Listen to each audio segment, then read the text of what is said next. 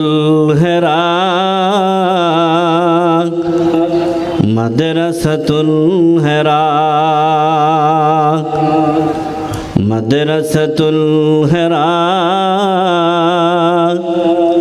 মাদ্রাসাতুল হেরা আল্লাহর রহমতে ঘেরা ভালোবাসায় সৃষ্টি করা আল্লাহর রহমতে ঘেরা সৃষ্টি করা ভালোবাসায় সৃষ্টি করা ফুল পাপড়িতে ভ্রমরে ভরা এলেম শিখার নীরব এদারা মাদ্রাসাতুল হেরা মাদ্রাসাতুল হেরা মাদ্রাসাতুল হেরা মাদ্রাসাতুল হেরা এত গরিবের আল হেরা ভাঙা হৃদয়ে গড়বে তারা মুমিনের অশ্রু ঝরা পাবে ইলমের মুক্তা হেরা এত গরিবের আল হেরা ভাঙা হৃদয়ে গড়বে তারা মুমিনের অশ্রু ঝরা পাবে ইলমের মুক্তা হেরা মাদ্রাসাতুল হেরা মাদ্রাসাতুল হেরা মাদ্রাসাতুল হেরা মাদ্রাসাতুল হেরা ফুটছে ফুটবে কুটি তারা বইছে ইলমের ঝরনা ধারা ফুটছে ফুটবে কুটি তারা বইছে ইলমের ঝরনা ধারা পতাকা হাতে গুড়ে দাঁড়া হব মোরা আলোর মিনারা মাদ্রাসাতুল হেরা মাদ্রাসাতুল হেরা মাদ্রাসাতুল হেরা মাদ্রাসাতুল হেরা সুফার অনুসারী মুরা অভিযাত্রী গার হেরা সুফার অনুসারী মুরা অভিযাত্রী গার হেরা বুকে ইলমে আলোর ফুয়ারা এত মুরুর সাহারা বুকে ইশকে আলোর ফুয়ারা এত মুরুর সাহারা মাদ্রাসাতুল হেরা মাদ্রাসাতুল হেরা মাদ্রাসাতুল হেরা মাদ্রাসাতুল হেরা এখানে প্রদীপ ঝলে নতুন ভোরের ইন্তজারে এখানে প্রদীপ ঝলে নতুন ভোরের ইন্তজারে সাহাবীর পথটি দ্বারা স্বপ্ন জয়ের নতুন হেরা মাদ্রাসাতুল হেরা মাদ্রাসাতুল হেরা মাদ্রাসাতুল হেরা মাদ্রাসাতুল হেরা হক বাতিলের দ্বন্দ্বে তারা দুনিয়া বিমুকুলা মারা হক বাতিলের দ্বন্দ্বে তারা দুনিয়া বিমুকুলা মারা বু হানিফা মালিকিরা সেই মাকসাদে মুদের হেরা বু হানিফা মালিকিরা সেই মাকসাদে মুদের হেরা মাদ্রাসাতুল হেরা মাদ্রাসাতুল হেরা মাদ্রাসাতুল হেরা মাদ্রাসাতুল হেরা মাদ্রাসাতুল হেরা মাদ্রাসাতুল হেরা বিসমিল্লাহির রহমানির রহিম قل انظروا ماذا في السماوات والأرض وما تغني الآيات والنذر عن قوم لا يؤمنون فهل ينتظرون إلا مثل أيام الذين خلوا من قبلهم قل فانتظروا إني معكم من المنتظرين ثم ننجي رسلنا والذين آمنوا كذلك حقا علينا ننجي المؤمنين قل يا أيها الناس إن كنتم في شك من ديني فلا أعبد الذين تعبدون من دون الله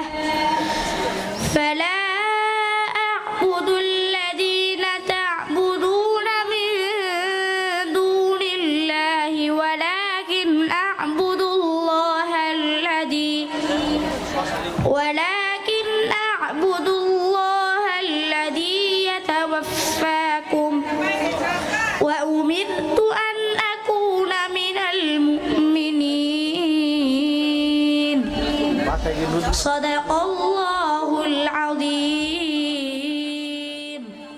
हरदम अल्लाह अल्लाह कर नूर से अपना सीना भर हरदम अल्लाह अल्लाह कर नूर से अपना सीना भर जिए तो उसका हो कर जी मरे तो उसका हो कर मर अल्लाह अल्लाह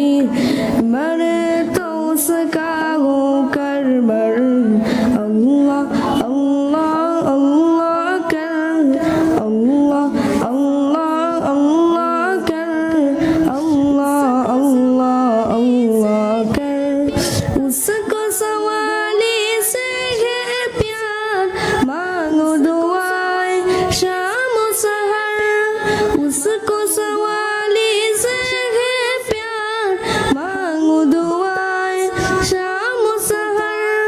हम मुख्ता से हो मुख्ता, हम मुख्ता से हो मुख्ता, हम ना की जगह हो अकबर।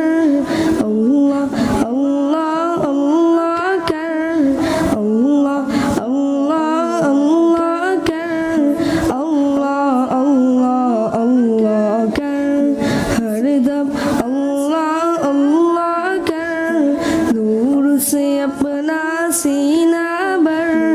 हरदम अल्लाह अल्लाह कर, नूर से अपना सीना भर।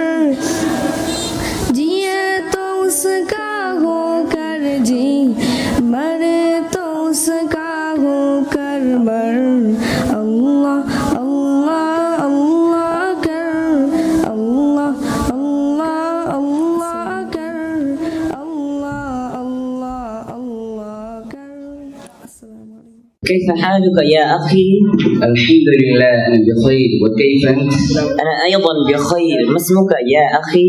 اسمي راحت، واسمك؟ اسمي خبيب. ما اسم أبيك؟ اسم أبي خليل الرحمن. من أين أنت؟ أنا من جدبور. وأنت؟ أنا من ذاك. كم عمرك؟ عمري 16 سنة. وعمرك؟ عمري أيضا 16 سنة. كم أخا وأختا لك؟ لي أخ وثلاث أخوات. وكم لك؟ لي أخ وأختان. ماذا يعمل أبوك؟ أبي إمام المسجد. وهل أبوك إمام المسجد؟ لا، بل أبي تاجر. في أي صف تدرس؟ أدرس في السنة الأولى. وأنت؟ أنا أيضا أدرس في السنة الأولى. منذ كم أيام تدرس في السنة الأولى؟ أدرس في السنة الأولى منذ 10 أشهر. كم كتابا تدرس في هذه السنة؟ أدرس في هذه السنة 4 كتب. وهل تستطيع أن تفهم لغة القرآن والسنة يا أخي؟ نعم الحمد لله، أستطيع أن أفهم لغة القرآن والسنة. لأي غرض جئت مدرستنا؟ جئت لأتعلم العلم النبوي. لماذا تتعلم العلم النبوي؟ أريد أن أتعلم العلم النبوي لأنال رضا الله ورضا رسوله. ماذا تريد أن تعمل بعد أن تتعلم العلم؟ أريد أن أخدم العالم والأمة الإسلامية. جزاك الله على حسن إجابتك. شكرا، وفقك الله لذلك. وإياك، وإلى اللقاء إن شاء الله. والسلام عليكم ورحمة الله وبركاته. وعليكم السلام ورحمة الله وبركاته. الحمد لله رب العالمين، والصلاة والسلام على رسوله الكريم. أما بعد، فأعوذ بالله من الشيطان الرجيم. بسم الله الرحمن الرحيم. كتاب أحكمت آياته ثم فصلت من لدن حكيم خبير. ألا تعبدوا إلا الله إنني لكم منه نذير وبشير. أيها الإخوان، أريد أن ألقي أمامكم خطابة وجيزة عن كتاب الله، وسأسعى بالتوفيق من الله عز وجل إن شاء الله. أيها الحاضرون الكرام، إن القرآن كتاب الله، وإن الله أنزله في شهر رمضان على رسول الله، وأنزله على رسوله لهداية الناس كافة بشيرا ونذيرا، وأنزله ليخرج الناس من ظلام الشرك إلى نور الإيمان، كما قال الله تعالى في القرآن: كتاب أنزلناه إليك لتخرج الناس من الظلمات إلى النور بإذن ربهم إلى صراط العزيز الحميد. والذي ينسى القرآن أن يحفظه بعد أن يهمل القرآن ولا يتلوه أبدا يلعنه القرآن. والذي يتلو القرآن كل يوم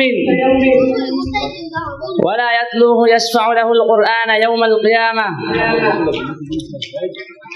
أيها المستمعون الكرام، إن تعملوا بالقرآن تنجحوا في دنياكم وآخرتكم وإن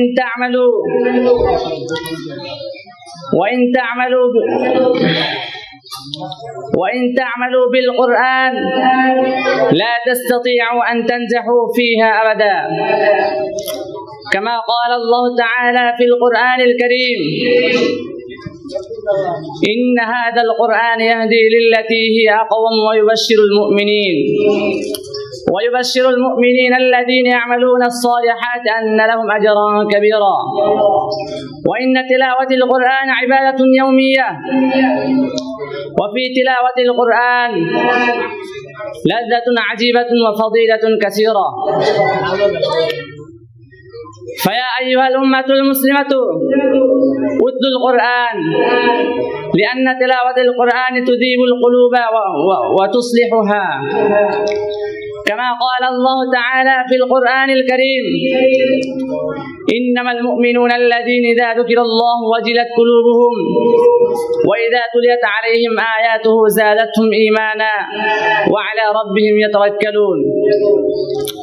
وفقنا الله جميعا أن نتلو القرآن كل يوم. السلام عليكم ورحمة الله وبركاته. الحمد لله رب العالمين، والصلاة والسلام على سيدنا محمد وعلى آله وأصحابه أجمعين ومن تبعهم بإحسان إلى يوم الدين. أما بعد، فأعوذ بالله من الشيطان الرجيم. بسم الله الرحمن الرحيم. وقاتلوا في سبيل الله الذين يقاتلونكم ولا تعتدوا إن الله لا يحب المعتدين. وقال تعالى في آية أخرى: وجاهدوا في الله حق جهاده واجتباكم وما جعل عليكم في الدين من حرج ملة أبيكم إبراهيم. صدق الله العظيم.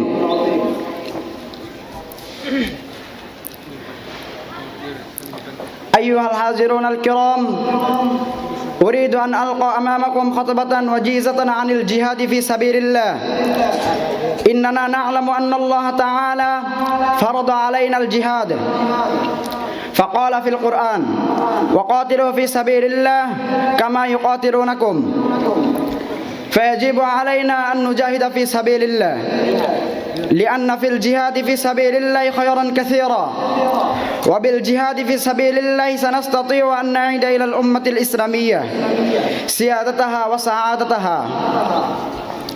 فيا أيها الإخوان، ربكم يطلب منكم أن تريق دماء صدوركم في سبيل الله، فيستطيع المجاهد أن يكتب لأمته تاريخا جديدا.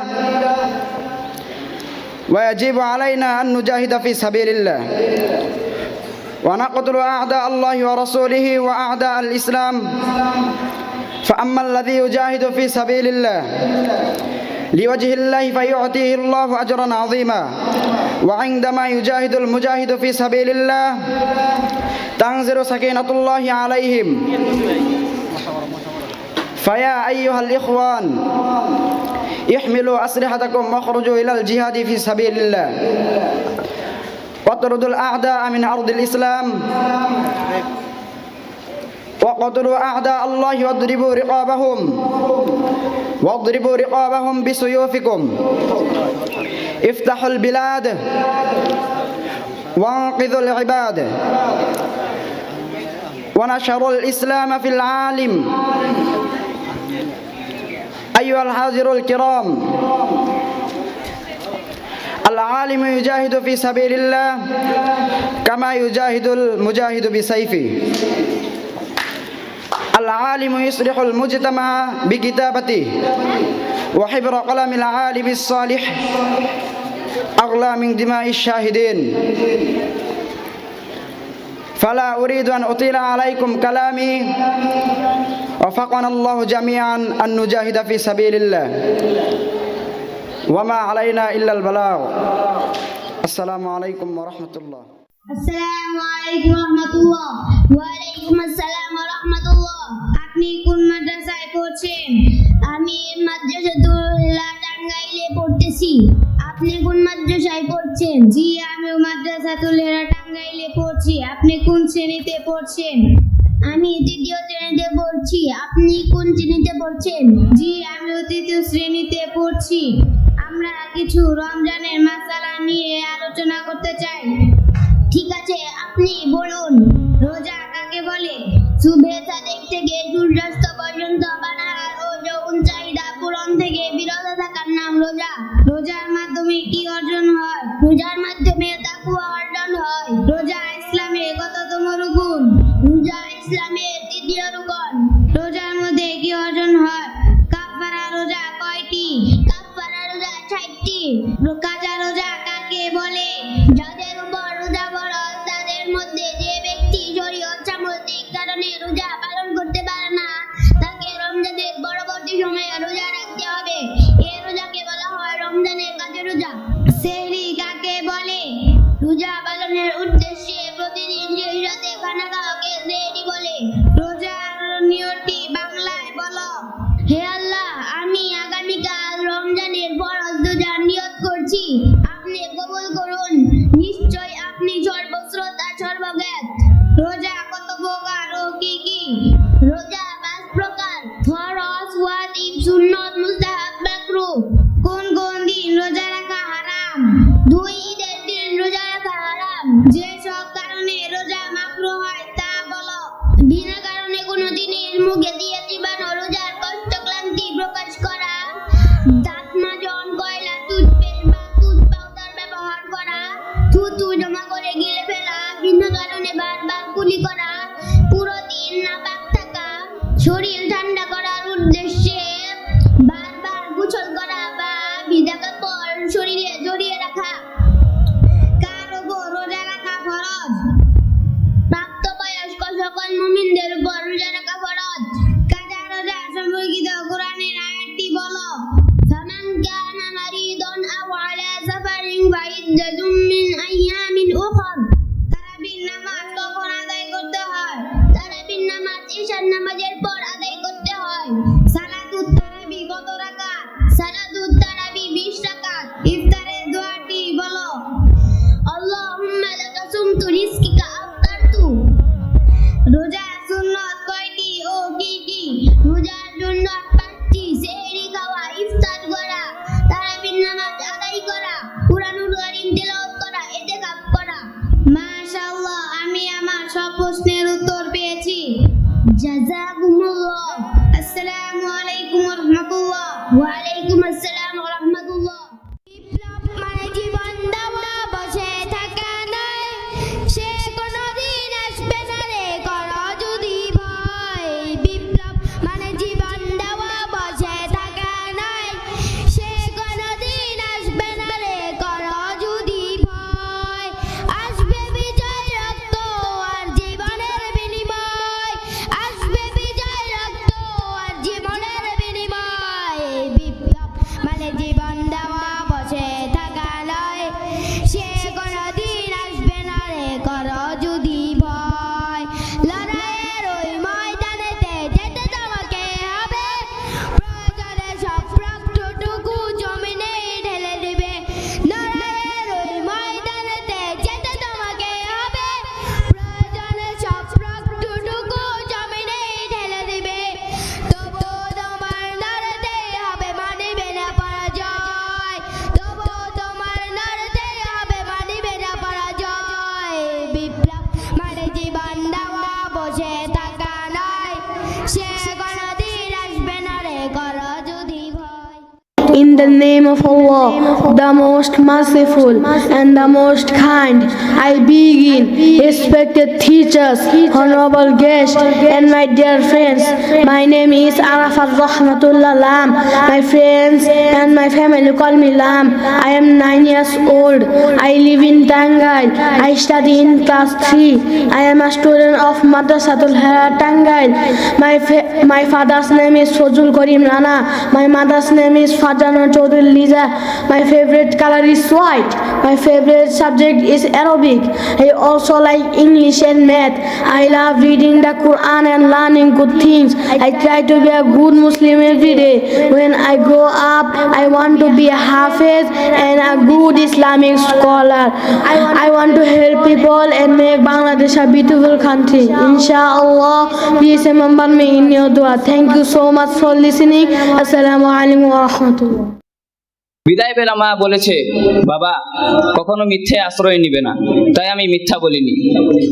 ডাকাত তার হাত ধরে তখন তাদের উস্তাদের কাছে নিয়ে বলল, উস্তাদ শুনুন এই বালকের কাহিনী। উস্তাদ বালকের দিকে তাকিয়ে বলল, কি কাহিনী তোমার হে বালক? তখন আব্দুল কাদের জিলানী রহমতুল্লাহি আলাইহি বলল, লাল গোলাপ শুভেচ্ছা। বন্ধুগণ, একজন সফল রাষ্ট্রনায়ক হওয়ার চেয়ে একজন সফল বাবা হওয়া কঠিন। একটি দেশ গড়ার চেয়ে একটি ঘর বাঁধা বড় কঠিন। তাই একজন আদর্শ মায়ের বড় প্রয়োজন। তাই একজন বলেছিলেন, তোমরা আমাকে একটি আদর্শ মা দাও, আমি তোমাদের একটি আদর্শ জাতি দেব। বন্ধুগণ, ইতিহাস আমাদের শিক্ষা দেয় যে একজন নারীর অবদানে বড় বিপ্লব সাধিত হয়। তাই শুনুন, হযরত আব্দুল কাদের জিলানী রহমতুল্লাহি আলাইহি যখন ছোট বালক, তখন তার মা তাকে আদর্শ শিক্ষা দিয়েছে। তিনি একবার জাহাজে আরোহণ করে মাদ্রাসায় যাচ্ছিলেন। হঠাৎ জাহাজে ডাকাত হামলা করলো এবং যাত্রীদের সব টাকা লুটে নিল। বালক জিলানী তখন ভয়ে কাচুমাচু হয়ে বসে আছে। এক পর্যায়ে ডাকাত তার দিকে তাকিয়ে তামসা করে বলল, কিরে বালক, তোর কাছেও কি টাকা আছে? ডাকাত ভাবতেও পারেনি যে তার কাছে টাকা থাকবে, কিন্তু বালক জিলানী অবাক করে দিয়ে বলল, হ্যাঁ চাচা, আমার কাছে 40 দিনার আছে। ডাকাত বিস্ময়ে বিমর হয়ে বলল, কি বলছো খোকা, এত টাকা তোমার কাছে কোথায় আছে? বালক জিলানী বলল, কেন চাচা, আমার জামার আস্তিনে মা সেলাই করে দিয়েছে। ডাকাত বলল, হে বালক, তুমি এত সহজে বলে দিলে কেন? তুমি না বললে তো আমি জানতাম না, তুমি না বললে তো আমি সন্দেহ করতাম না। এবার বালক জিলানী বলল, বিদায় বেলা মা বলেছে, বাবা কখনো মিথ্যে আশ্রয় নিবে না, তাই আমি মিথ্যা বলিনি। ডাকাত তার হাত ধরে তখন তাদের উস্তাদের কাছে নিয়ে বলল, উস্তাদ শুনুন এই বালকের কাহিনী। উস্তাদ বালকের দিকে তাকিয়ে বলল, কি কাহিনী তোমার হে বালক?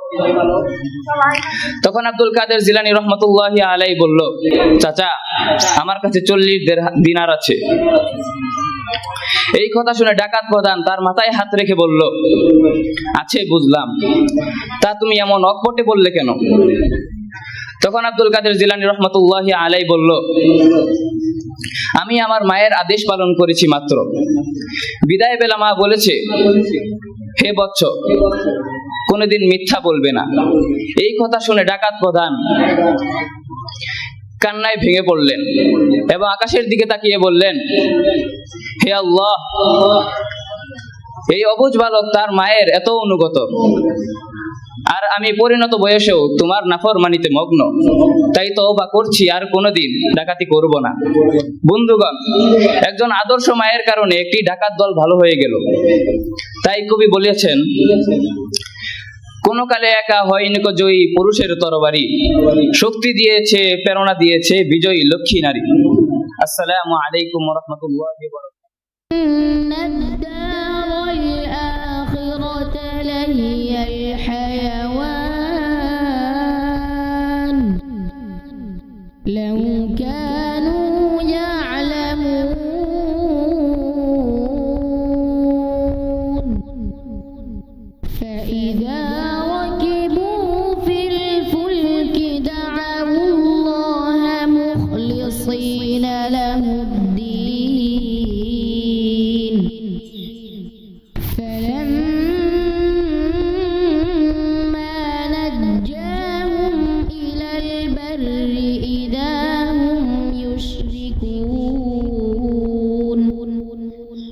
ليكفروا بما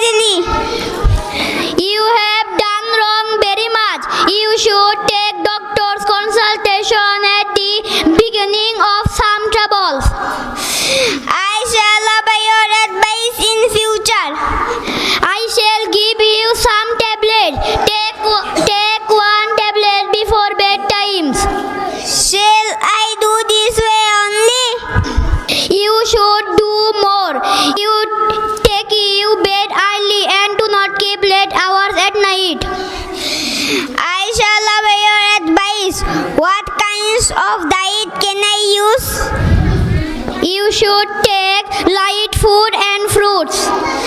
Thank you. Goodbye. Assalamu alaikum wa rahmatullahi.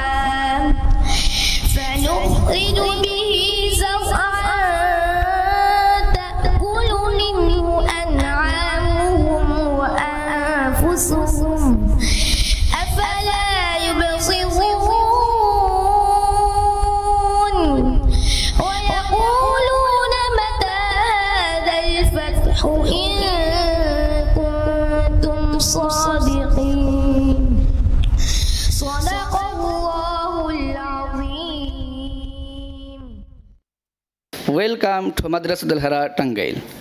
Today, I am very grateful. I am very happy to organize it by Madrasatul Hara for this program. Today is Ashura. What is Ashura? Ashura is the 10th day of the Islamic month of Muharram. It's a very important day for Muslims. Why is it so important? There are two reasons. First, it's the day when Prophet Musa alayhi salatu wasalam and his people were saved from Pharaoh by Allah.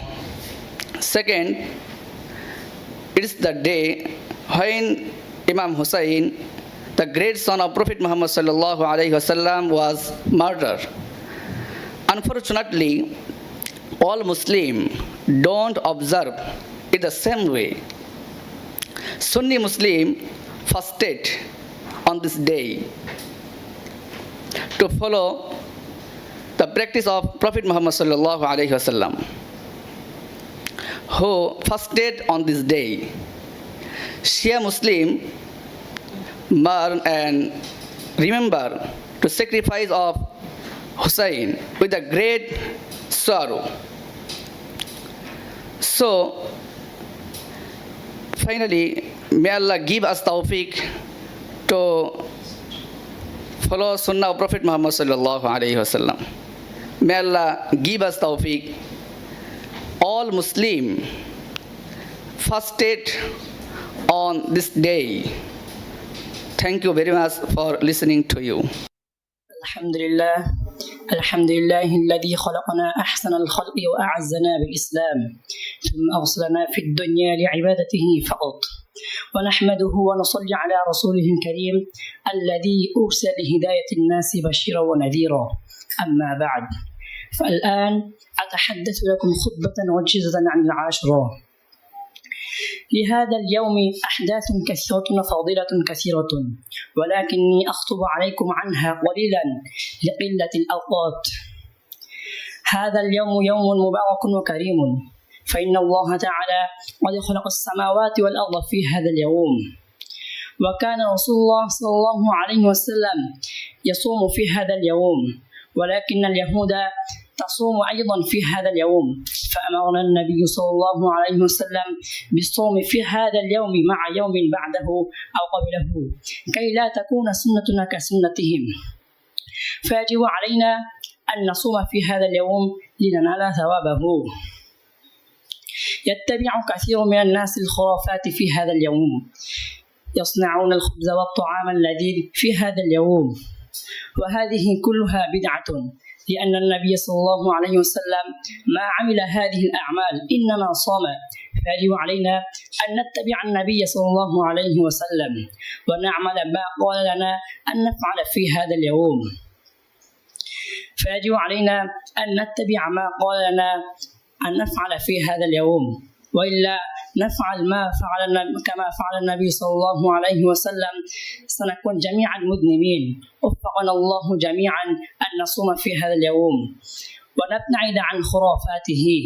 فلا أطيل عليكم كلامي، وآخر دعوانا أن الحمد لله رب العالمين، والسلام عليكم ورحمة الله وبركاته.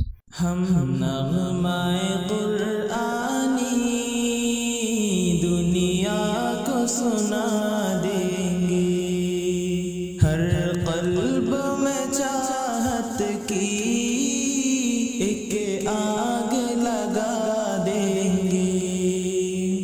हम नग़्माए कुरआनी दुनिया को सुना देंगे, हर क़ल्ब में चाहत की एक आग लगा देंगे। क्या हुस्न कुरानी है हम सबको बता देंगे, क्या हुस्न कुरानी है हम सबको बता देंगे। हर फर्द को इसका हम दीवाना बना देंगे, हर फर्द को इसका हम दीवाना बना देंगे। हम नग़्माए कुरआनी दुनिया को सुना देंगे,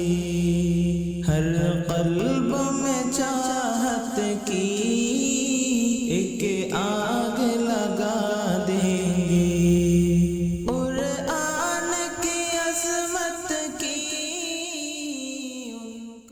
واليهود والنصارى يقتلون المسلمين رجالهم ونساءهم وأولادهم وأطفالهم بغير نفس أو فساد آله وأصحابه أجمعين ومن تبعهم بإحسان إلى يوم الدين أما بعد فأعوذ بالله من الشيطان الرجيم بسم الله الرحمن الرحيم وأعدوا لهم ما استطعتم من قوة ومن رباط الخير ترهبون به عدو الله وعدوكم وقال الله تعالى في آية أخرى محمد رسول الله والذين معه أشداء على الكفار رحماء بينهم وقال تعالى في آية أخرى فإذا لقيتم الذين كفروا فضرب الرقاب حتى إذا أثخنتموهم فشدوا الوثاق وقال رسول الله صلى الله عليه وسلم الجهاد ماض إلى يوم القيامة أو كما قال عليه الصلاة والسلام أيها المستمعون الكرام سألقي إليكم خطبة وجيزة حول موضوع قوة الإسلام وشجاعته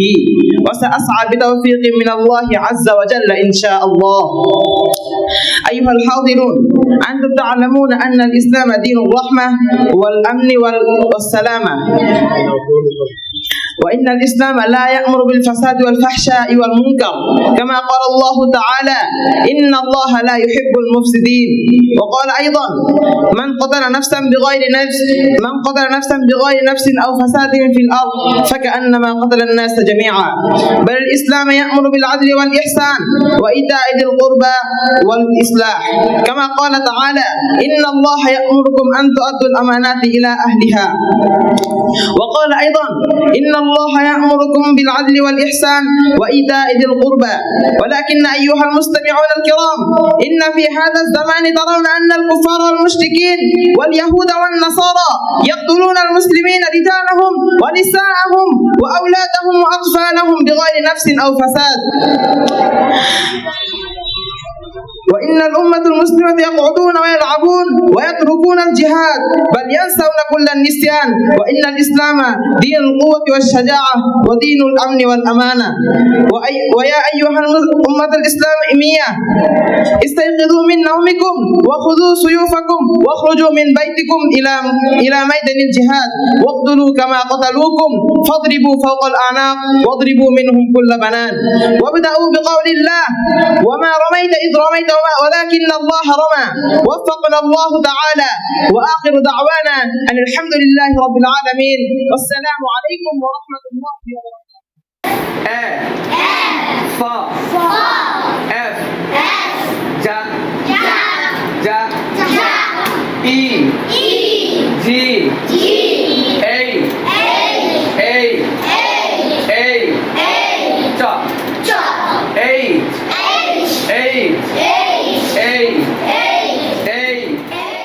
It is institution in the district of Kangai. Madrasatul Hara is a famous. Madrasatul Hara is not only a place of learning, it's a symbol of excellence, discipline, creativity. Our goal is to convey Qawmi and general education into a powerful, creative, effective learning system that students prepare for the both in this world and the hereafter. Okay? Yes. Will you? Yes. Our principal want one day you will be good speak Islamic scholar. Okay? Yes. Our teacher always want what is best for us. Okay? Yes. Let's review what we learned in last class. Let's start. A. Ba. E. B.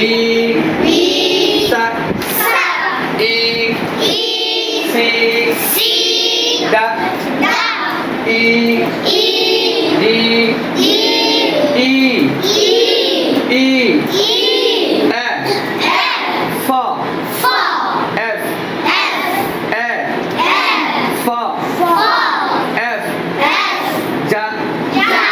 Ja. E. G.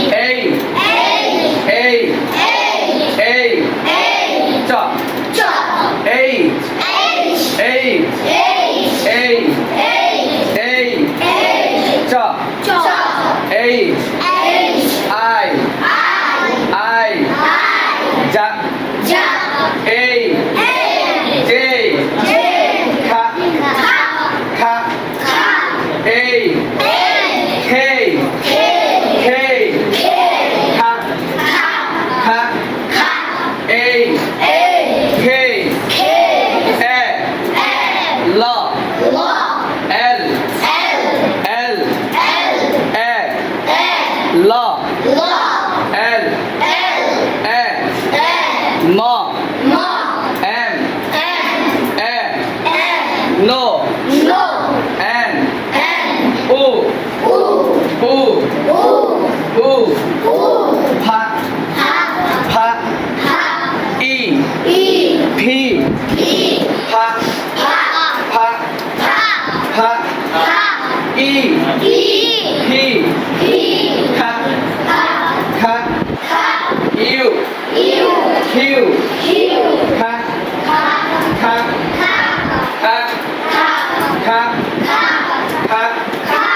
U. Q. Ka.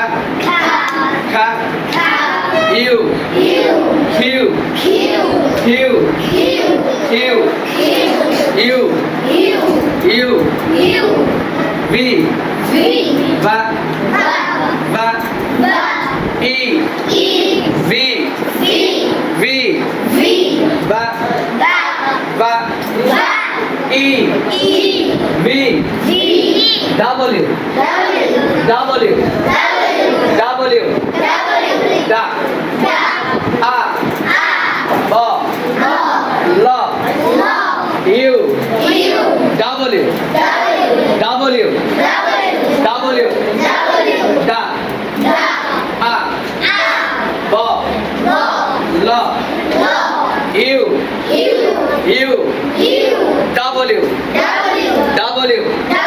W. Da. A. Ba. La. U. W. X. A. Kha. Sa. X. Y. Wa. I. Y. Wa. I. Y. Z. Za. A. Da. Z. Za. A. Da. Z. Za. A. Da. Z. Za. A. Da. Z. W. Da. A. Ba. La. Ya. U. W.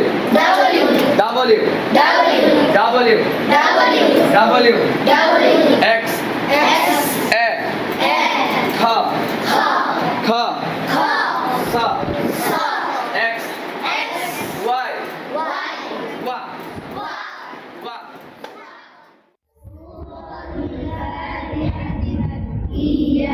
أعوذ بالله من الشيطان الرجيم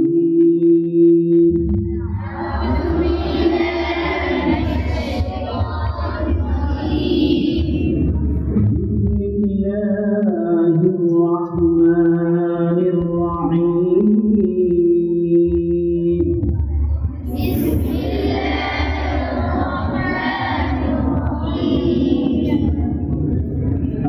الحمد لله رب العالمين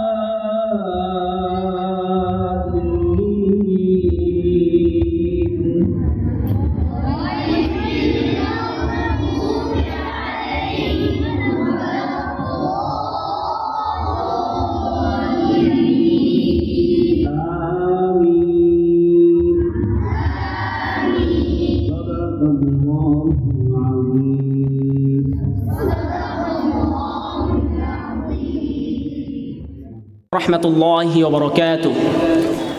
Today, I am here to speak to you about Islam. Islam is not just a religion limited to worship. It is a complete way of life. It provides guidance for every aspect human life. From personal to family, social and even state affairs. From personal to family, social and even state affairs. This is Islam. The core teachings of Islam, the foundation of Islam is Tawheed. The foundation of Islam is Tawheed, the belief in the oneness of Allah. Islam teaches us that Allah is one. He is our creator and sustainer. We are His servants and are bound to worship Him alone. The essential part of Islam is the 5 pillars. The essential part of Islam is the 5 pillars. Number one, Shahada. The declaration of faith is Ashhadu an la ilaha illallah ashhadu anna Muhammadan abduhu wa rasuluh. Through this declaration, one enters Islam. Number 2, Salah. Performing prayers 5 times a day. It fosters self-purification, discipline, and spiritual purification. Number 3, Zakat. Giving a portion of one's wealth to the poor. Which plays a crucial role in human life. Number 4, Saum. Fasting during the month of Ramadan, teaching patience, self-control, and spiritual purification. Number 5, Hajj. Performing the pilgrimage to the Kaaba at least once time in a life.